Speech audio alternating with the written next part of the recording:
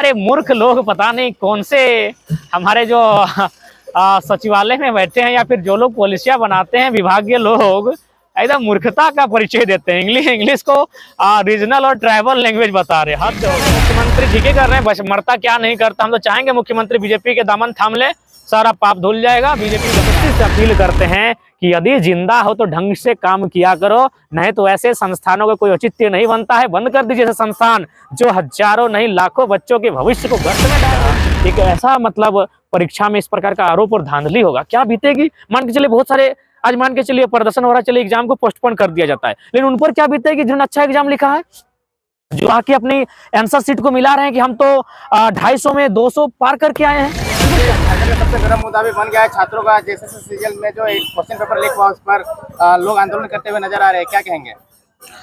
हाँ, बहुत दुख और दुर्भाग्य का विषय है कि एक छात्र, मैं भी छात्र हूँ, अभी तक छात्र हूँ, क्योंकि अभी मुझे लगता है 2-3 साल हमारा छात्र जीवन चलेगा पीएचडी को पूरा करने तक। तो छात्रों की जो समस्याएं हैं मैं जानता हूँ। मैं सीजीएल पर बात करने से पहले छात्र की समस्या पर बात करता हूँ, उसकी पीड़ा से पूरे झारखंड को अवगत कराता हूँ, उसकी पीड़ा पर चर्चा करता हूँ। मैं जहाँ खड़े हैं ये मात्र हमको लगता है 100 मीटर में आपका एनएच है। 100 मीटर भी नहीं, शायद 50 मीटर होगा। एक बार किक करेंगे बॉल चल जाएगी एनएच में। यहाँ सुबह आप देखिएगा, मुझे लगता है कम से कम इस चौक में 50 के 100 की संख्या में छात्र एकत्रित होते हैं। ये मानटाड़ चौक है, फिर मदेडी चौक में भी इतने ही लोग रहते हैं, ब्रह्मंडिया चौक में इतने लोग रहते हैं, तोपचाची में इतना रहते हैं, पावापुर सिंगडी में रहते हैं। यानी लगभग डुमरी से लेकर आप राजगंज तक यही स्थिति देखिएगा। लगभग 15 को चौक आएगा जिसमें 50 की संख्या में छात्र रहते हैं। वो कहाँ जाना चाहते हैं? धनबाद। कोई कंपटीशन के लिए जाता है, कोई यूनिवर्सिटी जाता है, कोई कॉलेज जाता है। अब देखिए वो लोग जाते कैसे, मैं दूसरा को नहीं बताऊंगा, मैं खुद की कहानी बता रहा हूँ। जब मैं जाता था यहाँ लगभग केवल हमारे पंचायत में 1 2 3 4 5 6 लगभग आधा दर्जन जो चिमनी भट्ठा है। और उस चिमनी भट्ठा से जनरली शहर में बिल्डिंग का काम बहुत होता है, रोज मकान का काम होता है, उसको ईंटा चाहिए। वो ईंटा हमारे इन भट्टों से जाता है। लगभग 10 गो के आसपास चिमनी भट्ठा है एक ही पंचायत में। तो यहाँ से जो ईंट भट्ठा जाता है उसको हम लोग हाथ मारते थे, उस पर बैठते थे। और कहाँ बैठते थे? ऊपर में ये ड्राइवर और खलासी की बगल की सीट में नहीं, ऊपर में, ईंट के ऊपर में, ईंटों के ऊपर बैठते थे। कुछ प्लास्टिक रख देते थे या फिर पेपर का एक टुकड़ा रख के बैठते थे।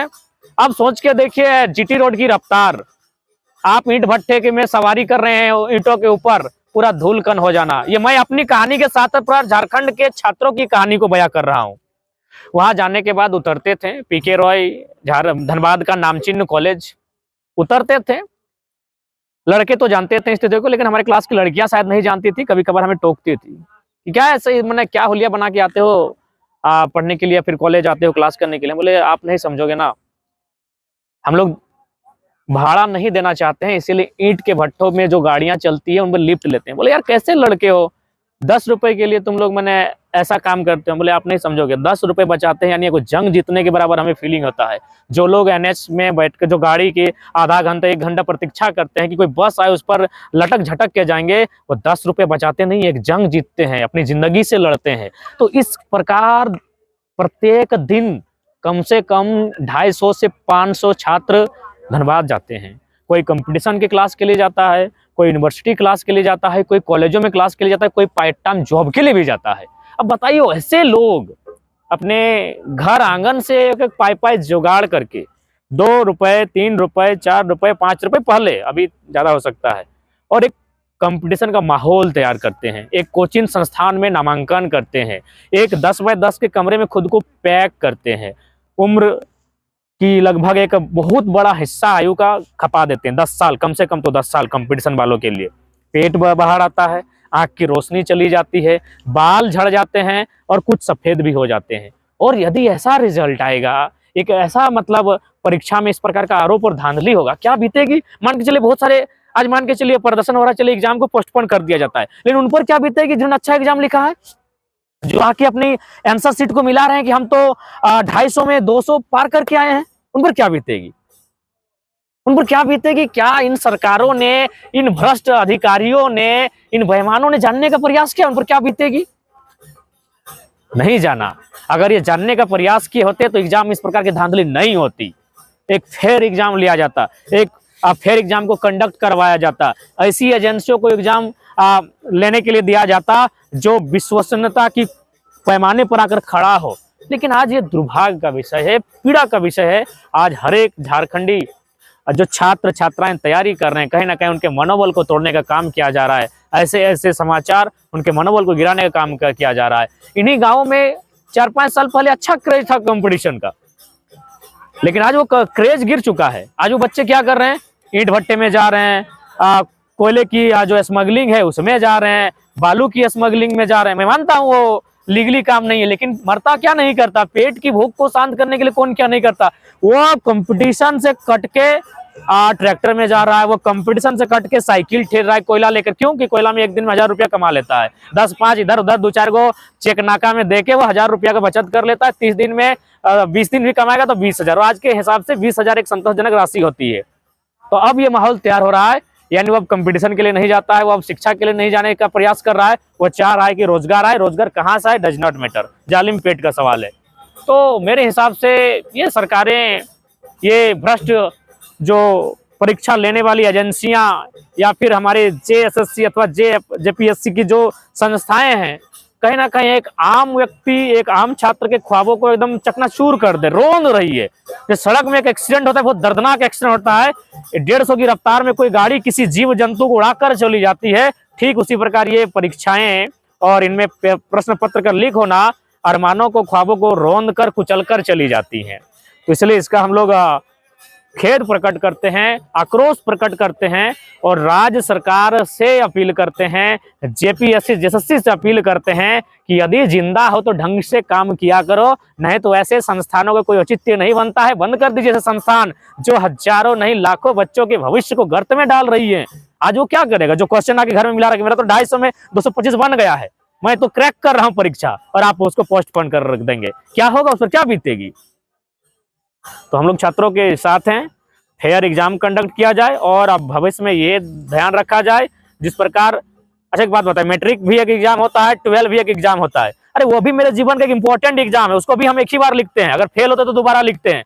तो वो एग्जाम जब होम सेंटर होता है तो ये एग्जाम भी होम सेंटर होने चाहिए। आज कोई 200 किलोमीटर की दूरी से, कोई 250 किलोमीटर की दूरी से कोई पति को के साथ लेकर आई है, कोई ससुर को साथ लेकर आई है, तो अब होम सेंटर होना चाहिए और प्रत्येक प्रखंड में जो कंप्यूटर बेस्ड एग्जाम है उनको प्रोत्साहन मिलना चाहिए और एक विश्वसनीय एजेंसियों को काम सौंपना चाहिए, ताकि भविष्य में स्टूडेंट के साथ कोई छल कपट ना हो, वो इस राज्य में उम्मीद जगाए, इस लोकतंत्र में उनकी आस्था बने, ये प्रयास होना चाहिए। ईडी जांच करने जाती है हेमंत सोरेन के घर, वहाँ पता चलता है कि हेमंत सोरेन दिल्ली चले जाते हैं। दिल्ली भी जाती है ईडी, लेकिन दिल्ली में भी हेमंत सोरेन नहीं पहुंचता। ठीक कर रहे हैं मुख्यमंत्री, ठीक ही कर रहे हैं, बस मरता क्या नहीं करता। हम तो चाहेंगे मुख्यमंत्री बीजेपी के दामन थाम ले, सारा पाप धुल जाएगा, बीजेपी गंगा है। अच्छा, नकल विरोधी कानून मुख्यमंत्री साहब बनाए थे कि 10 साल का सजा या 1 करोड़ का जुर्माना, तो ये सब चीजों में क्या वो तो भाषणों में था, इम्प्लीमेंट कहाँ हुआ था, इम्प्लीमेंट नहीं हुआ था। छात्रों का दर्द कौन सुनेगा? देखिए छात्रों का दर्द मुझे नहीं लगता है कि फिलहाल कोई सदन में सुनने वाला है।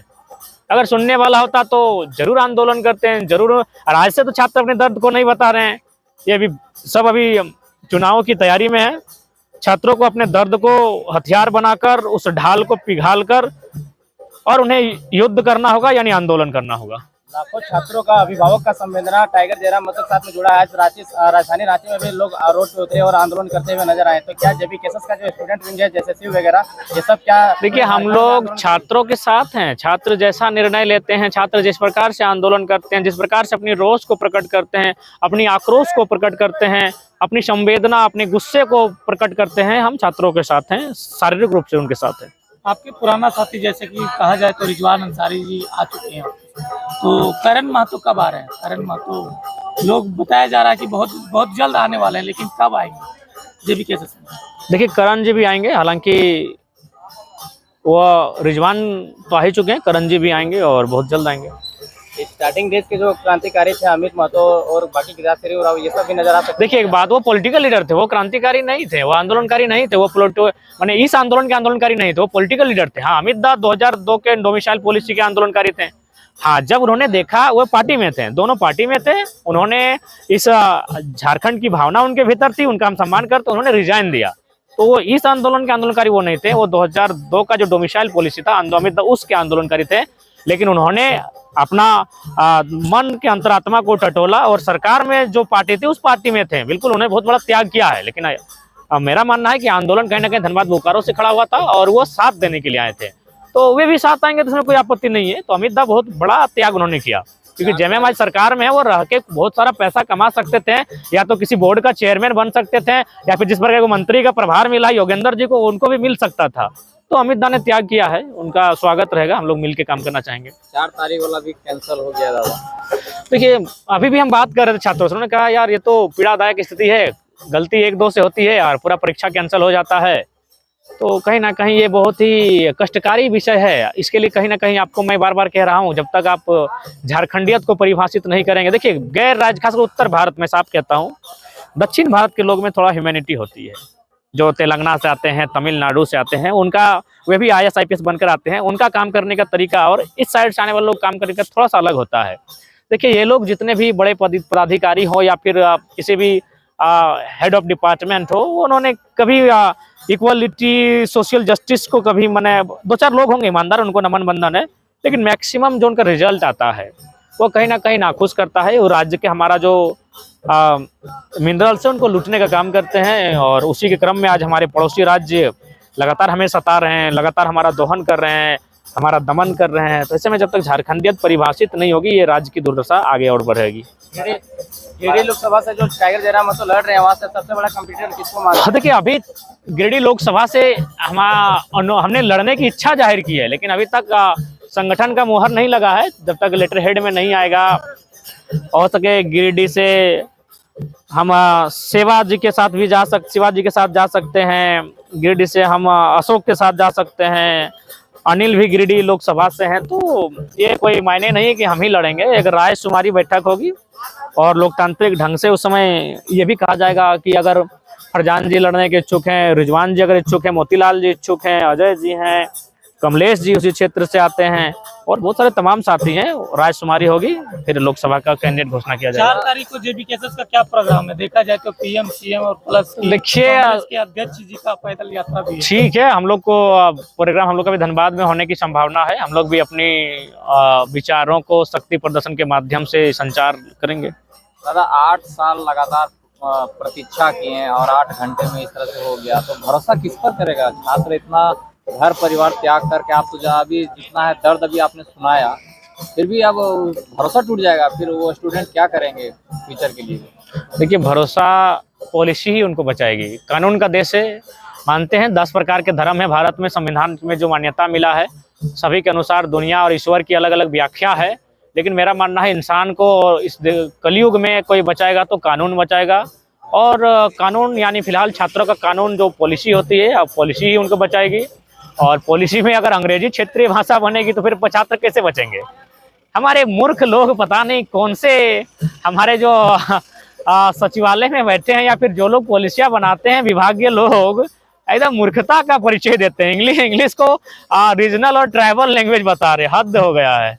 तो ये कहीं ना कहीं कहते हैं अंधेर नगरी चौपट राजा का हाल है। झारखंड में बेवकूफ़ी भरा कार्य कर रहे हैं, और हम लोग बस अपने रोजमर्रा के जीवन में इतना अस्त व्यस्त हो चुके हैं कि बोल भी नहीं पा रहे हैं। और अगर जयराम महतो बोल रहा है तो लोग बोलते नेता बन, तो एगो जात के लागो, ई लागो, घर लमका लागो, ढमका लागो, फमका लागो, छटका लागो, बड़का लागो, ऐसे बोलते हैं। 23 साल झारखंड हो गया, तो जब बिहार से अलग हो गया झारखंड, तो फिर आखिर में आरोप बिहार पर या पड़ोसी क्यों पड़ता है? देखिए, क्योंकि उन्होंने चुंगल में फंसा कर रखा है। उन्होंने बंटवारे की मर्यादा का अनुपालन नहीं किया है। बंटवारा जब भी होता है तो बंटवारे की एक मर्यादा होती है। 2 भाई में किसी जमीन के टुकड़े का बंटवारा होता है तो बड़ा भाई कितना भी बलशाली क्यों ना है, उसका कभी कर्तव्य नहीं बनता है कि छोटे भाई ने अपने हिस्से के बंटवारे के हिस्से में कौन सा फसल लगाया है उसे झांकने का उसे कोई अधिकार नहीं बनता है। वह अपनी जोरू को अपने घर में किस प्रकार से रहने के लिए दे रहा है, खाने के लिए दे रहा है, उसे झांकने का कोई अधिकार नहीं होता है। तो यहाँ झारखंड और बिहार का जो बंटवारा हुआ है, इसमें जो बड़ा भाई बिहार है वो मर्यादा को लांघ रहा है। वह छोटे भाई के अधिकारों को छीनता है, झांकता है, फर्जी सर्टिफिकेट बना के प्रवेश करता है, और सिस्टम को बल्कि हैक करके रखा है। ये तो आपको सीजीएल सरकारी चीज से दिखता है। कल आए थे कुछ CAMRI या फिर CAIMR कुछ एक संस्था है, नहीं अब कंफर्मेशन नहीं है, कल ही आए थे, हमको दिए हैं, हमारे ऑफिस में होगा। वहाँ 150 झारखंडी काम कर रहे थे जो सरायडेला, सुगियाटी, भेलाटाड़ आसपास के हैं। वो बंदा आता है कहाँ का, बलिया का, वो 150 का 150 बलिया से रिप्लेस करना चाहता है, झारखंडियों को हटा के 150 का 150 बलिया। अब चीजों को समझना होगा। झारखंडियों के पास अगर आउटसोर्सिंग में भी किसी कंपनी को टेंडर दिया जाए तो झारखंड में कोई कंपनी नहीं जो टेंडर को ले सकती है। वो कंपनी वाला पटना का होगा, राजस्थान का होगा, हैदराबाद का होगा, तो वो तो अपने आदमियों को भरेगा ही ना। तो इसलिए जब तक कट्टर झारखंडी सरकार नहीं बनेगी तब तक अववा दिसम अववा राज स्थापित नहीं होगा। ये अभी वर्तमान की सरकार केवल नाम की अववा दिसम अववा राज है। इसी सरकार में तो सबसे ज्यादा बाहरियों को अंग्रेजी को हंसने का मन करता है कि एक आदिवासी राज्य में अंग्रेजी हमारी ट्राइबल लैंग्वेज है। इससे बड़ा दुर्भाग्य और क्या होगा। विधायक मंत्री तो सपोर्ट नहीं कर रहे हैं स्टूडेंट, और आप अगर हक और अधिकार के लिए स्टूडेंट के लिए लड़ रहे हैं तो लोग आप पर आरोप लगाते हैं कि नहीं जयराम मैं तो बाहरी भीतरी कर रहा है। हाँ लीजिए मजा लीजिए, बाहरी भीतरी तो लीजिए मजा। आज सब लिखा है, नालंदा का है, बेगूसराय का, लीजिए, कोई बाहरी भीतरी नहीं, लड़ाई जेन्युइन है। क्यों राज का बंटवारा हुआ था? अगर ये राज का बंटवारा होने के बाद भी वही लोग हमारे जर और जोरू को देखने का काम करेगा तो बंटवारा होने का कोई मतलब औचित्य ही नहीं था। हमारी लड़ाई सही है, सार्थक है। ठीक है ना, ठीक है।